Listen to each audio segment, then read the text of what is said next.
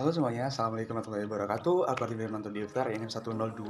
Di sini aku akan menjelaskan tiga permasalahan, bukan menjelaskan ya, sharing gini mengenai tiga permasalahan di komoditas pertanian di Indonesia. Yang pertama aku akan sharing mengenai beras. Ini aku ambil dari artikel pmb.lipi.go.id ya.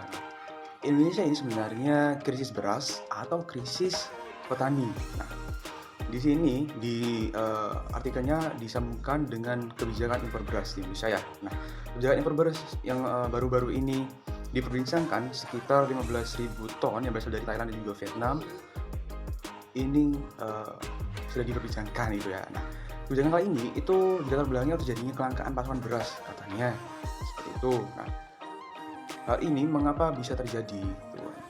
Karena berdasarkan dari data Indonesia itu kekurangan pasokan beras. Nah, apa yang menyebabkan kurang pasokan beras ini dari artikel ini salah satunya yaitu petani Indonesia yang sudah berumur sehingga mengurangi atau menurunkan produktivitas dari mereka.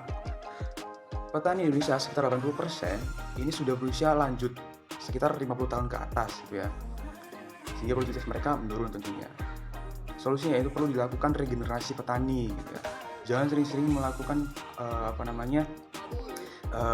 impor beras, sehingga yang membuat asumsi dari masyarakat mengenai pendapatan di bidang pertanian ini sangat rendah, sehingga mereka melihat bekerja di kota atau bekerja di urban itu lebih menjanjikan daripada bekerja di desa menjadi petani gitu kan. Padahal sektor petani di Indonesia itu sangat luas sekali gitu kan.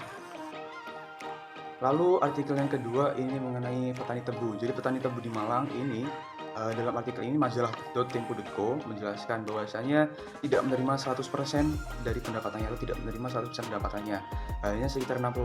Nah, dalam artikel ini dijelaskan bahwasanya dari tahun 1975 pertengahan, Bupati Malang itu menentukan ada kebijakan penjualan tebu ke rakyat pabrik Kerabat Baru dan Kebon Agung itu dimakan dana pembangunan.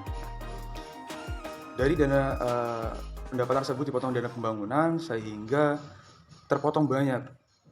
Sehingga petani kurang lebih 60% itu pun kotor, belum dipotong ongkos-ongkos seperti ongkos gudang, ongkos timbang, ongkos muat, ongkos mengecek rendemen. Rendemen ini kegiatan di mana tebu dijadikan menjadi gula ya gitu ya. Ongkos kawal, administrasi seperti itu. Itu semua dibayarkan kepada koperasi karena petani tidak bisa langsung menyalurkan ke konsumen lanjutannya seperti itu. Sehingga totalnya dari itu potongannya kurang lebih 15 juta per tahunnya. Ya, per tahun 15 juta ya. Jadi cukup banyak gitu kan yang dipotong gitu kan pungutan-pungutannya. Nah, semoga dari pemerintah yang saat ini sudah gencar-gencarnya melakukan operasi tertib untuk memotong potongan-potongan tersebut, pungutan-pungutan tersebut bisa berjalan dengan lancar itu ya. Nah, selanjutnya kita akan membahas mengenai artikel ketiga dari liputan6.com. Nah, jadi artikel ini judulnya harga jagung di tingkat petani anjlok. Wah, Mendak punya solusi. Nah, alhamdulillah berarti. Nah, untuk harga jagung di tingkat petani anjlok itu banyak faktor yang mempengaruhi tentu saja. Namun kita langsung saja bahas mengenai solusi yang ditawarkan oleh Kemendak ya, Kementerian Perdagangan gitu kan. Nah, salah satu solusi yang ditawarkan yaitu adanya resi gudang. Dalam pertemuan yang diadakan 2 jam antara APD dan juga petani dan juga Kemendak, ini ditemukan solusi yaitu resi gudang, di mana nanti petani bisa memanfaatkan gudang tersebut untuk dijadikan tempat menyimpan komoditasnya ketika panen raya berlangsung. Jadi ketika panen raya berlangsung tidak semua komoditas itu langsung dijual, tapi disimpan terlebih dahulu sehingga tidak terjadi kelangkaan apabila nanti terjadi musim paceklik atau musim yang bukan panennya seperti itu. Nah, kurang lebihnya seperti itu yang bisa saya bagikan teman-teman kepada teman-teman, semoga bermanfaat. Terima kasih. Wassalamualaikum warahmatullahi wabarakatuh. Ketemu lagi di lain kesempatan. Bye.